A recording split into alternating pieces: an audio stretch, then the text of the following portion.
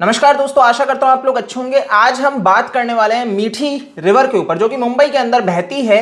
लेकिन नाम से ये मीठी है, लेकिन काम से ये बिल्कुल मीठी नहीं है, कड़वी हो चुकी है। और इसके पीछे कारण है, यहाँ पे सारा कूड़ा कचरा डाला जाता है, फेंका जाता है। लेकिन सिर्फ इतना ही नहीं, इस नदी में सबूत भी मिटाए जाते हैं। जो भी क्राइम हो रहे हैं मुंबई में, वो सारे के सारे दफनाए कहां जाते हैं, कहां पे प्रवाहित किए जा रहे हैं? इसी मीठी नदी में। अब देखो, समझो, एनआईए ने जब मनसुख हिरेन मर्डर में सचिन वाजे को गिरफ्तार किया, उसके बाद जब जांच हुई इसी मीठी नदी की, तो इसमें सबूत मिले कि किस तरीके से यहां पे दफनाए गए, मिटाए गए। लेकिन क्या चीज है ना, अब एक नया आदित्य ठाकरे ने पायलट प्रोजेक्ट जो शुरू किया, एक फिनलैंड की कंपनी के साथ मिलके 5 करोड़ की ये पूरा का पूरा प्रोजेक्ट है, जिसके अंदर क्लीन किया जाएगा इस मीठी रिवर को।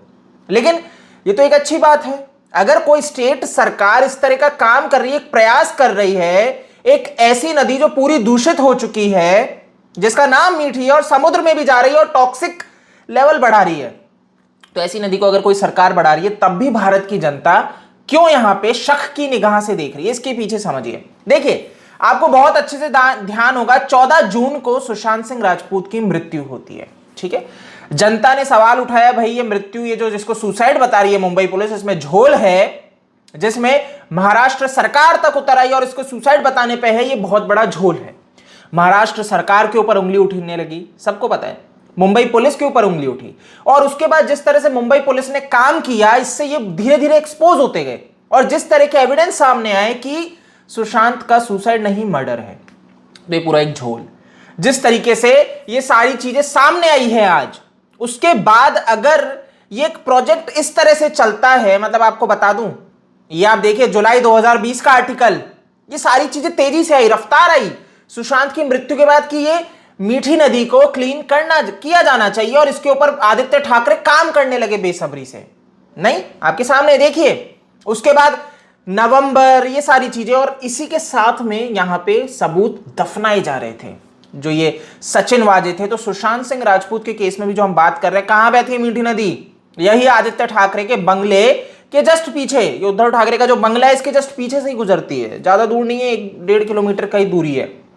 तो ये चीज है, ये पूरा एक मसला है जो भारत की जनता को भैया हजम नहीं हो रहा है कि आखिर कैसे ये चीज हो सकती है। तो अब समझिए, इस चीज को बहुत अच्छे से एक बार आपको समझना पड़ेगा। मीठी नदी कहां से बहती है?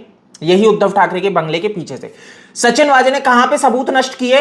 यही मीठी नदी में। यही मीठी नदी में एनआईए ने जांच की और इसी मीठी नदी को अब आदित्य ठाकरे क्लीन कर रहा है। वो आदित्य ठाकरे जो सुशांत सिंह राजपूत, दिशा सल्यान के केस में जिसके नाम आए हैं, आपको ध्यान होगा, नारायण राणे ने अगर किसी व्यक्ति का नाम लिया, वो आदित्य ठाकरे। भारत की जनता अगर किसी के ऊपर भैया शक कर रही है, महाराष्ट्र सरकार, आदित्य ठाकरे। तो अगर यहां पे ये चीज की जा रही है, जहां पे सबूत मिलते हैं, उस नदी को क्लीन किया जा रहा है, तो क्या ये एविडेंस डिस्ट्रॉय करने का एक प्रोसेस है? नॉर्मली तो वैसे बह के वो नदी समुद्र में मिलती है, बट वही है ना कि सचिन वाजे के केस में अगर एविडेंस मिल गए, तो कल को कुछ ऐसा ना मिल जाए, तो क्या ये क्लीनिंग प्रोसेस चल रही है कि ऐसी कुछ चीजें और है दफन, जिसको मिटा दिया जाए, नष्ट कर दिया जाए, उसको निकाल लिया जाए यहां से, कि कल को अगर छानबीन जांच होए तो भाई वो पकड़ा ना जाए व्यक्ति। तो ये समझने वाली चीज है, ये अहम है।